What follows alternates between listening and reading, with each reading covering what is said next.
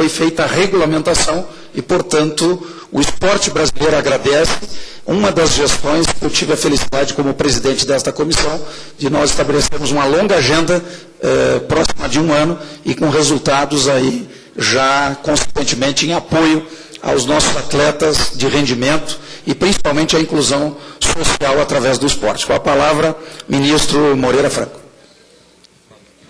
O senhor fica à vontade, não tem usado a tribuna? Bem, eu gostaria de agradecer ao presidente desta mesa, deputado Afonso Ramen, ao moderador desse painel, o deputado Valadares Filho, e ao presidente da ABA, Eduardo Sanovic. Quero dizer que é uma alegria muito grande, repito, estar aqui presente, até porque a discussão desse tema hoje ela é uma discussão que contribui não só para ajudar a resolver o problema, por uma compreensão maior da natureza do problema, como também nos permite encontrar no debate caminhos e alternativas para a solução. O discurso do deputado Romário me parece muito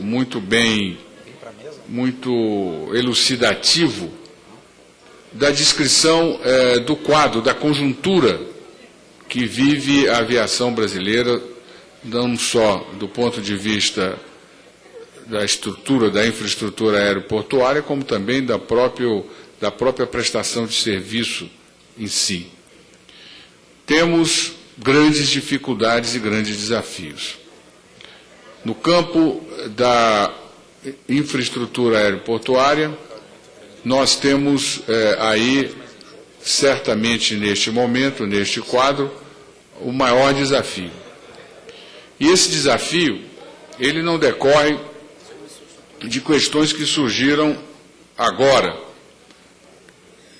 decorre de questões que estão escritas na longa história do final do século passado e do começo desse século, da economia e da sociedade brasileira.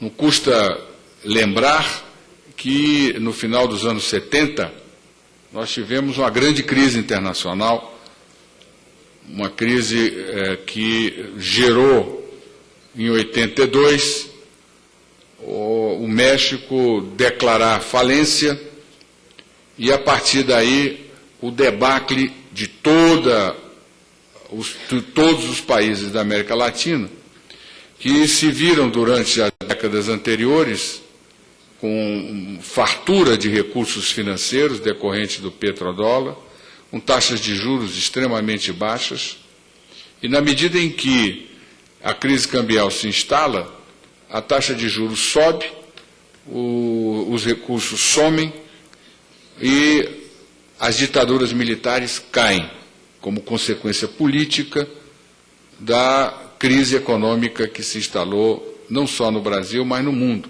na medida em que os países desenvolvidos passaram eles também a viver uma crise. Esse quadro, que começa em 82, quando o Brasil declara a moratória, ele pega a década de 80, pega a década de 90, e o Estado brasileiro só vai ter recursos para investir no segundo mandato do presidente Lula. Nós não podemos nos esquecer que no primeiro mandato do presidente Lula, o programa de governo do presidente Lula foi uma grande operação tapa-buraco. E não foi porque o presidente não tivesse competência, porque no segundo mandato, na medida que teve dinheiro, se mostrou capaz de promover mudanças profundas na infraestrutura, na economia e no quadro social brasileiro. A consequência da crise econômica, que começa com a crise cambial, que passa para uma crise financeira e tem uma crise fiscal que nos atormentou, que nos levou a ter uma inflação de 85% ao mês. Ao mês. Então, é claro que nesse ambiente nós tivemos uma falência da capacidade não digo nem de ampliar, mas de manter a infraestrutura brasileira. E dentre elas, evidentemente, a infraestrutura aeroportuária. Sobretudo porque, naquele momento, havia um monopólio, quer dizer, o poder, o Estado brasileiro, ele detinha sozinho a responsabilidade de tocar toda a infraestrutura aeroportuária. Na medida em que ele quebra, a consequência é imediata. E essa consequência, ela só começa a ser tratada no plano do planejamento, como já disse, no final do segundo mandato do presidente Lula e agora no mandato da presidenta Dilma. A compreensão desse fato me parece que é extremamente importante, não porque se busco eu aqui justificativa de natureza política para uma realidade econômica. Eu acho que ele é importante para que a gente compreenda a natureza do problema que nós estamos vivendo. E que as cobranças que sejam feitas, elas sejam feitas no sentido construtivo. E o sentido construtivo não é evitar a crítica de uma oposição combatente, mas sim de nós entendermos a natureza do problema e, pelo entendimento da natureza, mesmo criticando, mesmo na oposição, nós possamos construir soluções que sejam soluções adequadas. Nesses anos todos o país mudou bastante. Nós tivemos uma mobilidade econômica a partir do segundo mandato do presidente Lula. Esse processo se acelera, ele começa um pouco antes. Nós tivemos uma mobilidade social que colocou no mercado brasileiro 40 milhões de consumidores. A classe média brasileira, para que os senhores tenham uma ideia, ela, no ano passado, consumiu 1 trilhão e 100 bilhões de reais. Se nós tomássemos a classe média como um país, a classe média brasileira estaria no G20 pela capacidade de consumo que tem. E essa classe média, que passa a ser usuária do serviço aéreo brasileiro, é que pressiona os aeroportos. E pressiona uma infraestrutura que estava absolutamente dilapidada pelos anos, pelas décadas de fragilidade de investimento que o Estado brasileiro viveu e por consequência, teve que conviver com a degradação da sua infraestrutura. Ela não só não avançou, como ela andou para trás. E na medida em que as pessoas pressionam algo que não avança e que anda para trás, dá esse quadro que nós estamos vivendo aí. Está aqui o presidente da Infraero, que melhor do que eu, porque está há mais tempo, sentado nessa frigideira quente de labaredas altas, sabe a dificuldade que é você ter que tapar buraco diante de tempestade. A área inunda, as pessoas reclamam. E como o atendimento na infraestrutura aeroportuária é muito precário, questões, a pressão dos meios de comunicação, dos usuários, cada vez mais se torna uma pressão intransigente. E aí, agora mesmo, tivemos um problema climático. O aeroporto de Santos Dumont ficou fechado na sexta-feira passada, quase o dia todo, e, evidentemente, um jornal mostra uma foto com... Acho até... Não quero aqui, porque não faz parte da minha história política, combater a imprensa. Eu acho que a liberdade de imprensa é bom e a pauleira tem que comer dos dois lados. Mas eu achei estranho, porque é uma foto tão arrumadinha, está entendendo, que dizia que e agora, como é que vai ser na Copa? Se acontecer o mesmo que aconteceu na sexta-feira, por força da vontade de São Pedro, vai ser a mesma coisa, o aeroporto vai ter que ficar fechado. E as pessoas, se nós estivéssemos no dia a dia dando um atendimento adequado, tratando o usuário do sistema aéreo brasileiro como cliente, como deve ser tratado, e será tratado, porque esse é o nosso objetivo, certamente as pessoas seriam mais condescendentes e entenderiam melhor as consequências daquele episódio, que não era uma questão dos homens, mas era fruto da vontade de Deus.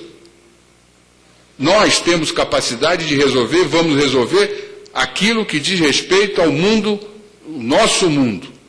Mas nós não temos capacidade de conversar e acertar o momento em que o tempo fecha, em que tem tempestades, nos Estados Unidos tem nevasca, e aí você vai pelo mundo, questões climáticas não se tem controle. Cada vez mais, por força da incorporação de tecnologias, o homem faz previsão e se organiza para que, quando os fenômenos que estão previstos ocorrerem, nós tenhamos respostas que sejam adequadas. Isso nós também iremos fazer. Por que a minha confiança tão grande ao dizer que esse problema nós vamos resolver e que essa capacidade de incorporação de tecnologia na operação do sistema aéreo nós também iremos fazer?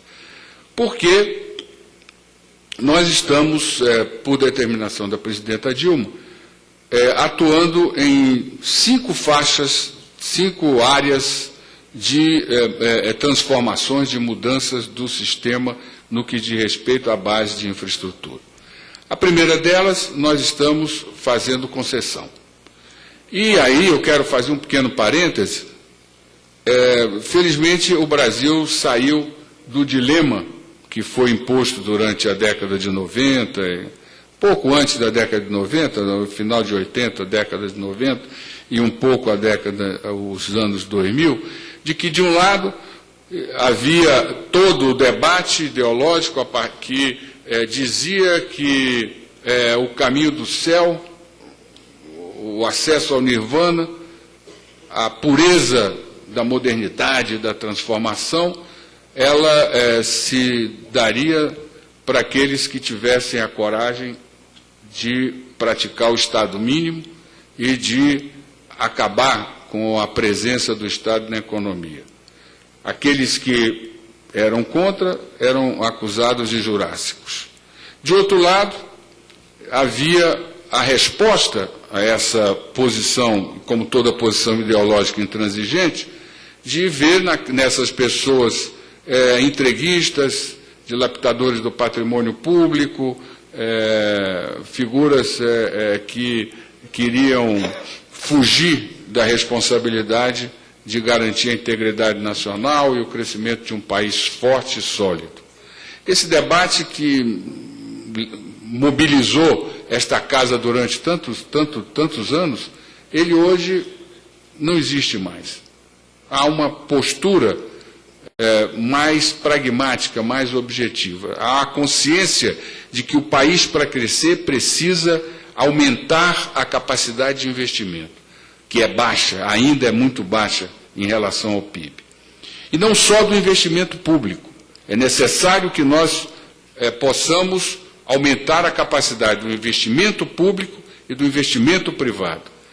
E aí, quando se promove esse esforço, se tem a obrigação de saber e definir previamente as áreas principais de atuação do investimento público e do investimento privado.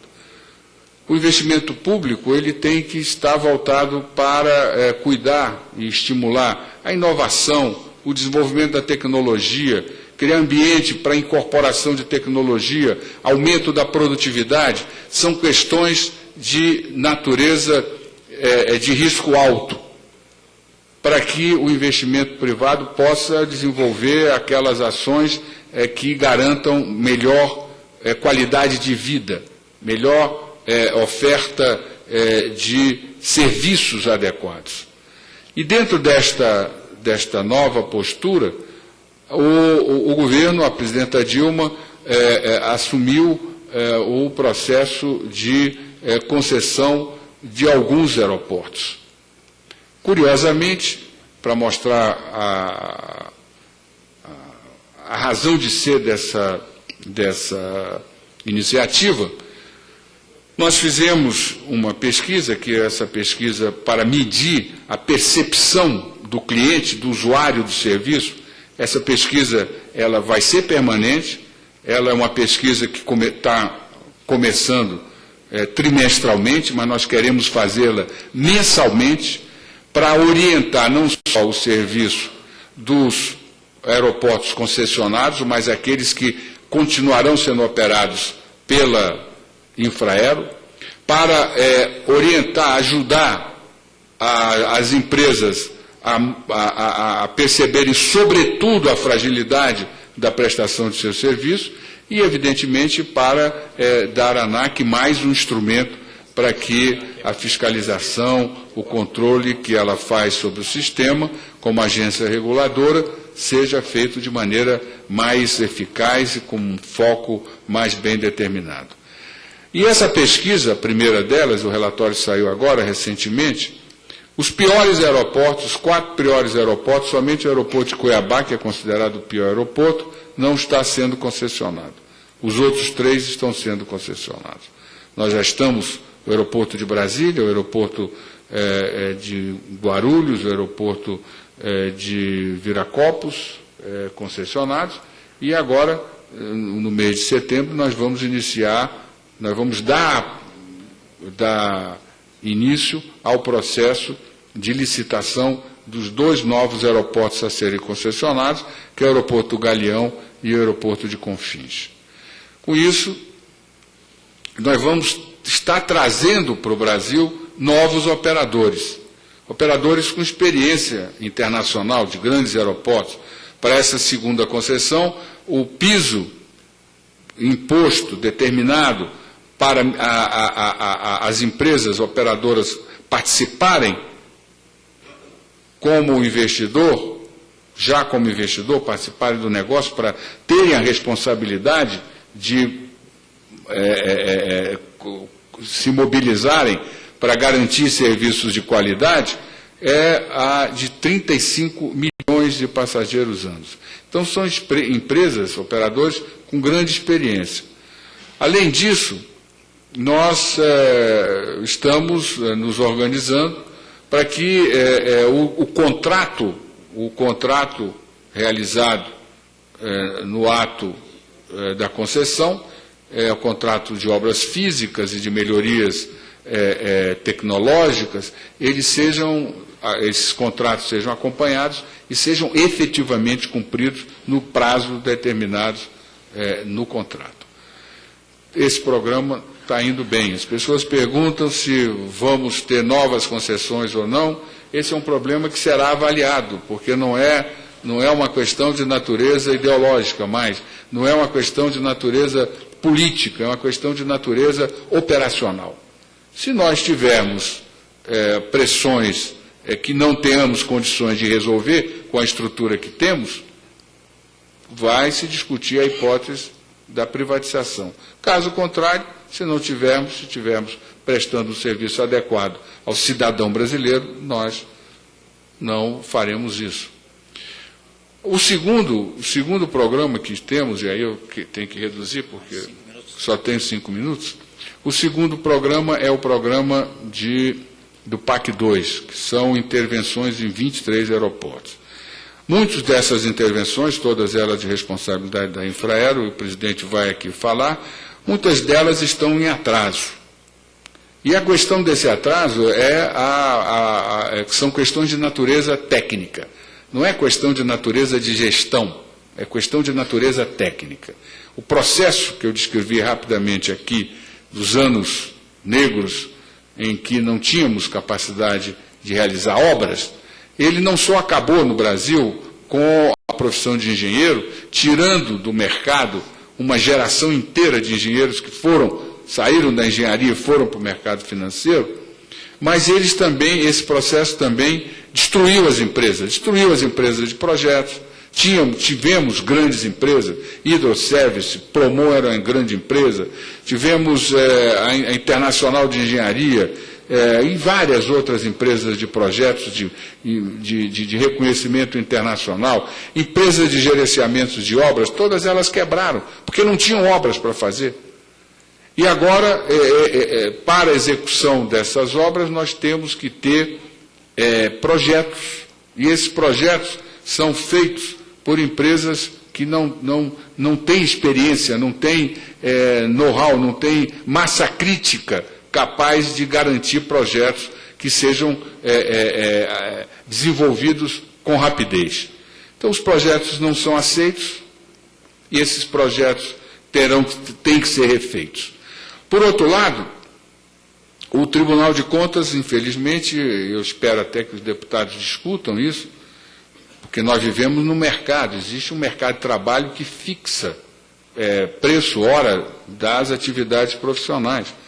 Os deputados sabem, tão bem quanto eu, como todos que aqui estamos, que se você quer um produto de boa qualidade, você tem que pagar por ele, e pagar caro, não se tem coisa de boa qualidade e barato. Da mesma forma, se se quer um projeto de qualidade, um grande projeto de arquitetura, um grande projeto de engenharia, ele tem um custo. Ele é feito pelas pessoas mais qualificadas, que se formaram, que estudaram, que investiram e, consequentemente, ganham um salário diferenciado. Eu creio que os salários pagos pelos engenheiros do Tribunal de Contas são maiores, o salário hora é maior do que o salário que é obrigado a se pagar às empresas de projeto a engenheiro. E aí cria um problema muito grave, porque nunca se tem condições de colocar para esse grande desafio o melhor do talento brasileiro, porque os preços que se praticam são preços que não se pode trazer o que há de melhor para construir para a classe média brasileira um aeroporto de qualidade comparável a qualquer aeroporto do mundo. Esse conflito tem que ser resolvido. Nós temos que entender que gastar não é pecado. Nós temos que entender que, se quisermos fazer obras de qualidade, como foi feito Brasília, que é orgulho de todos nós, nós temos que ter um grande arquiteto, um grande projetista, nós temos que ter as melhores empresas de engenharia, nas suas diversas áreas técnicas da engenharia, e isso custa recurso, investimento, dinheiro. Só se faz isso gastando. Mas como o Brasil não tinha dinheiro durante muito tempo, se criou uma mentalidade que gastar é suspeito. A ponto de que, há 15 dias atrás, a manchete de um jornal era: Papa custa 120 milhões. Como se o Papa fosse culpado porque o Brasil vai receber o Papa, a soma de gastos do governo federal, governo estadual e governo municipal dá 120 milhões e o Papa tivesse numa mumunha lá para, está entendendo, custar 120 milhões aos cofres públicos. Quer dizer, é uma mentalidade que a gente entende, mas nós temos que discutir isso, nós temos que levantar essa questão. Se nós quisermos melhorar a qualidade do serviço aeroportuário, nós temos que trazer para prestar serviço as melhores empresas de engenharia, os melhores engenheiros, os melhores arquitetos. Nós temos que pagar o preço de incorporação de novas tecnologias. Para que as malas não sejam perdidas, nós precisamos que os operadores tenham e trabalhem com a melhor tecnologia de controle de malas que existe no mundo. Existe no mundo. E como também existe no aeroporto de Heathrow, uma operadora que ganhou, não conseguiu compatibilizar nos primeiros meses os programas e sumiram 30 milhões de malas. Mas depois, com a própria incorporação de tecnologias adequadas, o problema foi resolvido e hoje tem-se uma qualidade de serviço excepcional. Mas isso custa dinheiro, porque se trabalha com o que há de melhor. Se nós queremos bons serviços, nós vamos ter que trabalhar com o que há de melhor no mundo. E pagar pelo custo, pagar o preço de nós termos o que há de melhor no mundo. Então, essa discussão é uma discussão que precisa ser feita. Precisa ser feita nesta casa, precisa ser feita no Tribunal de Contas, porque toda uma geração foi criada com o objetivo de evitar gasto. Administradores, fiscalizadores, nas suas diversas áreas, o poder público não tinha dinheiro, Politicamente não dá para você fazer campanha eleitoral dizendo que não tem projeto, não tem programa, não tem promessa a fazer. As promessas e os projetos eram apresentados, os governos não tinham dinheiro, então começaram a criar uma série de dificuldades administrativas para que esses projetos não chegassem no orçamento. E depois, fiscalizações sobre fiscalização, para que, sempre com a ideologia de evitar o gasto. Hoje as coisas mudaram. O poder público tem recurso, o poder público está se preparando nas diversas áreas da infraestrutura e nas diversas áreas de presença do Estado brasileiro, com planos, programas e projetos. Esses planos, programas e projetos têm recurso e nós todos estamos vendo que a capacidade de gastar esses recursos é muito baixa. Diariamente, nós vemos cobrança na imprensa, na tribuna desta casa, por parte da oposição e até de companheiros do governo, de que o governo tem demonstrado pouca capacidade de gastar. É verdade. Nós temos um caso aqui na Infraero, que é o aeroporto do Galeão, que em 2 anos só conseguiu gastar 5,23% de um recurso que tem. E por que só conseguiu gastar 5,23%? Por causa dos projetos que não eram projetos possíveis de serem aprovados e implementados pela Infraero, pelos técnicos da Infraero. Eles tiveram e têm que ser refeitos. Isso atrasa. E o custo do atraso de uma obra é muito alto. Só que é um fato que independe da vontade do administrador. Decorre de uma realidade que eu volto ao início da minha conversa, de um problema que foi criado por uma história que vivemos e que temos que compreender essa história para entender a natureza do problema que passamos hoje e resolver o problema respeitando a natureza desse problema. Por isso eu quero finalizar fazendo um apelo aos deputados, aos senadores, aos técnicos que aqui estão, para que nós não tenhamos receio de enfrentar esse debate. Alguns com mais veemência, outros com menos veemência, alguns com mais entusiasmo, outros com menos entusiasmo, alguns defendendo o governo, outros batendo no governo, mas esse debate precisa ser feito.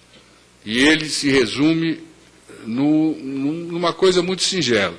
Se nós queremos e vamos fazer uma melhoria significativa na estrutura aeroportuária brasileira, nós temos que trazer para esse projeto o que há de melhor na engenharia do Brasil, o que há de melhor na produção tecnológica, na pesquisa, na inovação do Brasil. E para que nós possamos trazer os melhores, nós temos que ter recursos que remunerem os melhores.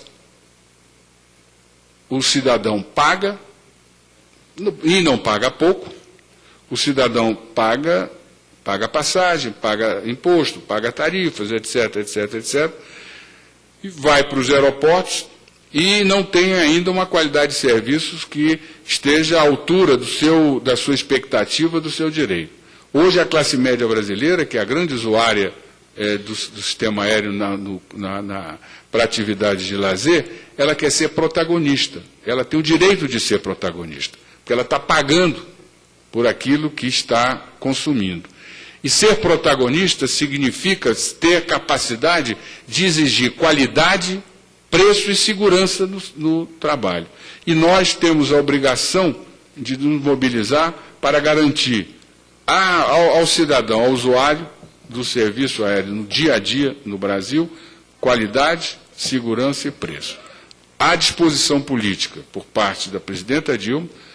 Essa disposição ela manifesta reiteradamente seus pensamentos e é a orientação que dá a SAC, que dá a ANAC e que dá a Infraero.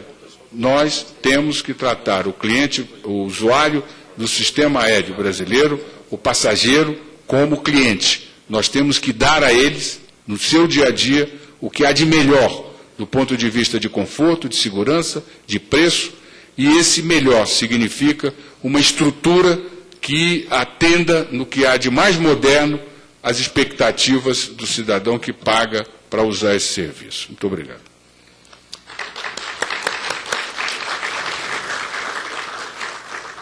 Agradecemos ao ministro Moreira Franco, da Aviação Civil.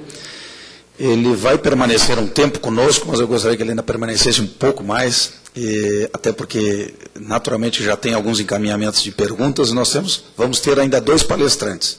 Nós queremos, em seguida, fazer o convite ao representante do Ministério do Turismo, e eu queria lhe posicionar, ministro, do ponto de vista do